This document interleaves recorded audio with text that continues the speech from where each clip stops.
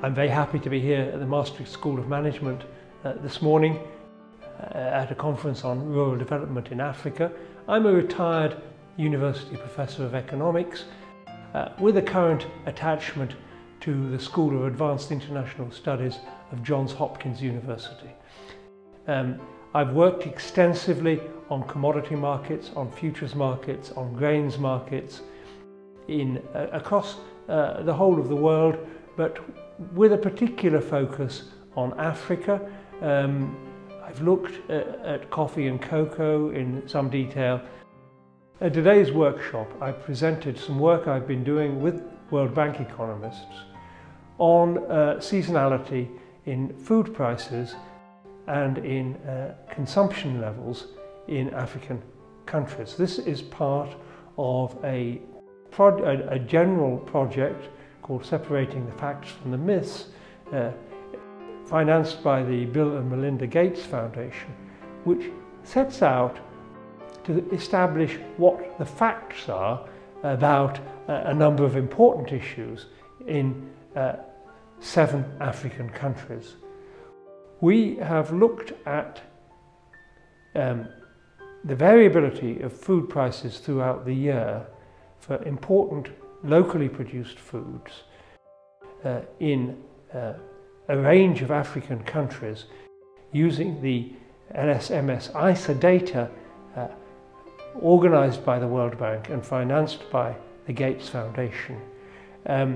We find that seasonality is quite high in a number of African countries, in the sense that the gap between the high prices just before the new harvest and the lower prices after the harvest can be quite substantial.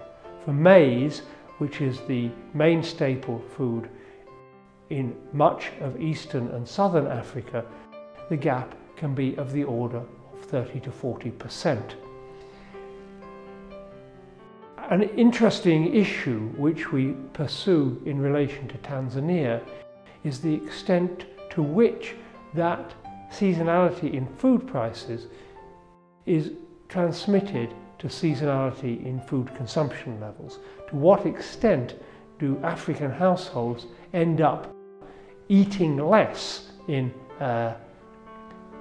periods of low food availability, of high prices, than in periods of high food availability? The effects are quite small for urban households and for food purchasers in the countryside, who respond to higher prices by consuming less, but are able to take into account regular variation in food prices. However, there are quite acute seasonal consumption variations for households who are food sellers. And they can see very substantially higher food consumption levels immediately post-harvest to those that they have to bear immediately pre-harvest, of the order of 30 to 40%. One of the implications of this work is that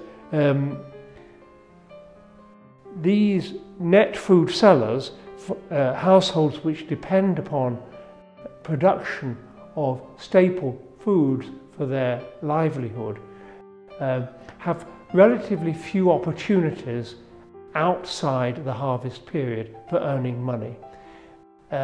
If it were possible for them to be involved in other off-farm activities in these other periods, they would be able to have much more stable food consumption possibilities.